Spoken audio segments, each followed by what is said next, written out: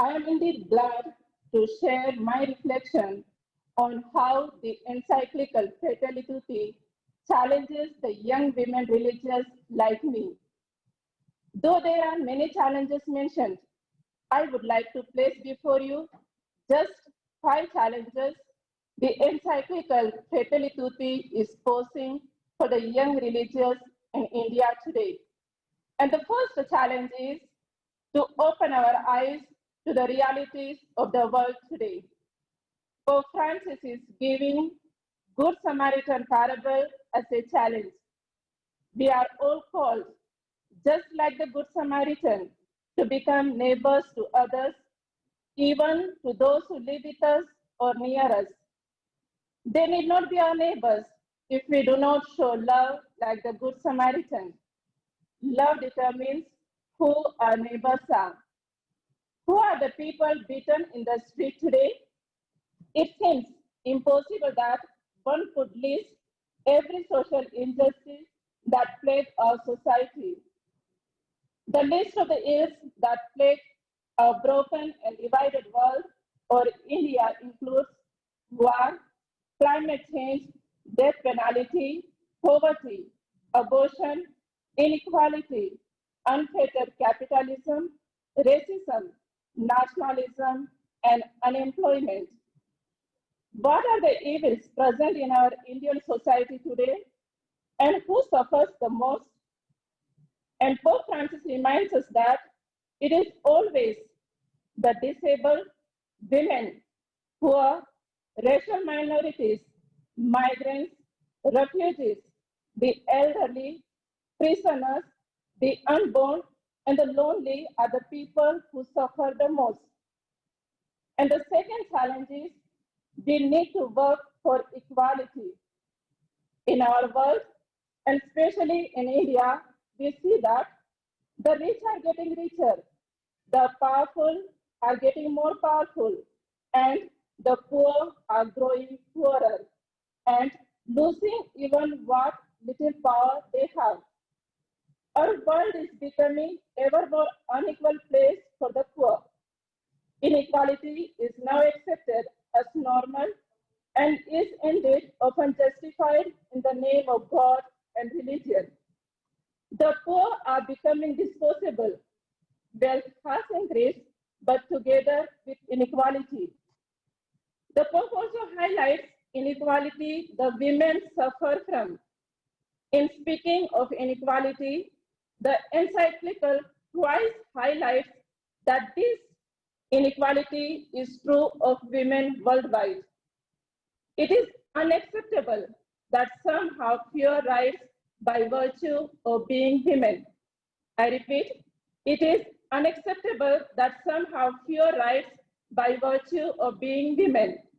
I, as a woman religious, feel that women as a whole in our world and in the church need to be treated with dignity and equality.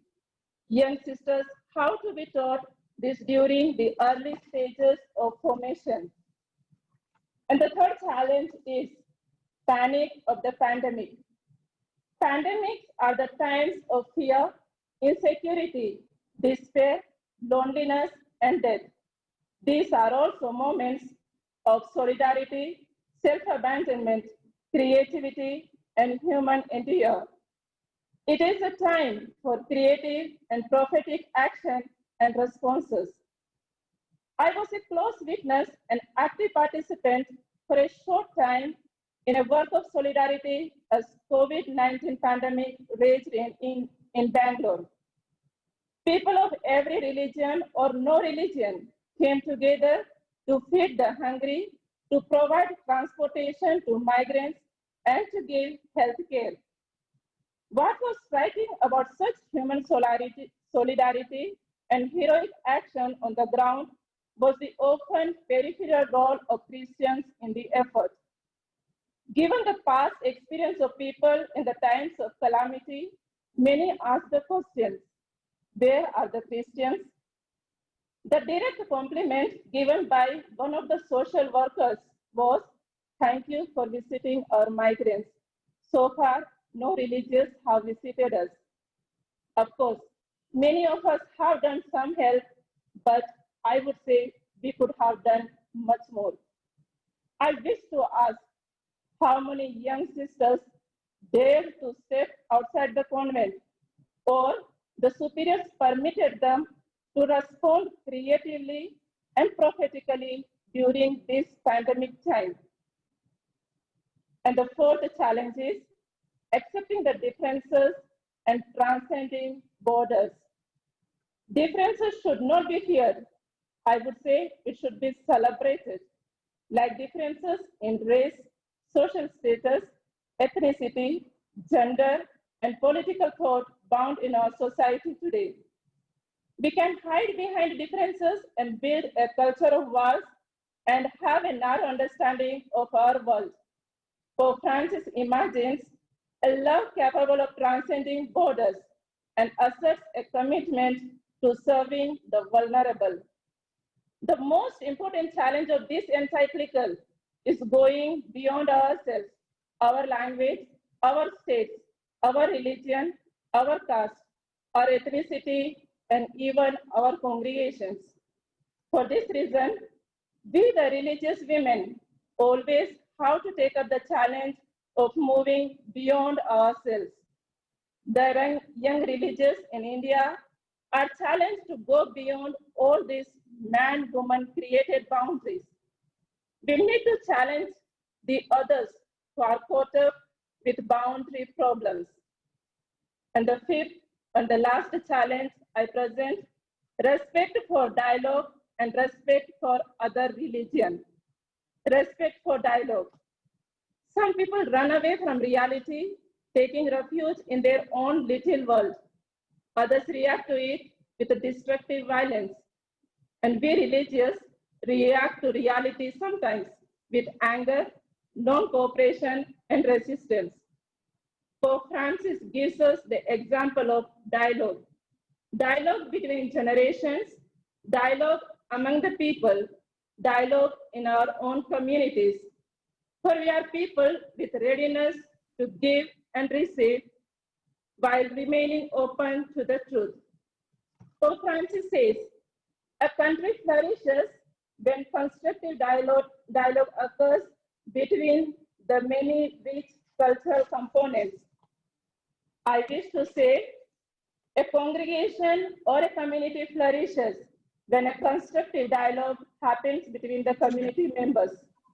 The real challenge for the young religious in India is to have the dialogue with the superiors and with the others in discerning our call and commitment. Finally, respect for other religions. We in India are blessed with more than 7 religions, and consecrated persons in India serve among people of all these religions and have daily dialogue of life with people from various religions. It is nothing new in India and for the Indian religions. In my own example, I can say that my parents are converts from tribal religion, and we embraced Christianity in 1980, but we respect all the religion. The challenge for the young religious is to know and discover the beauty in every religion and to live in love, peace, and friendship.